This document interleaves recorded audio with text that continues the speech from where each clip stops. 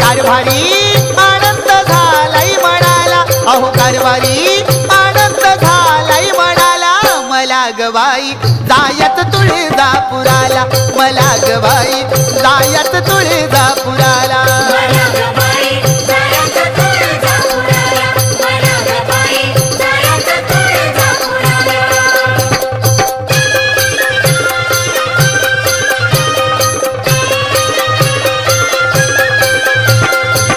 पहिल्या तुळजापुरी गाडीन जाईन, प्रथम कल्लुळात बाई मी नाहीन.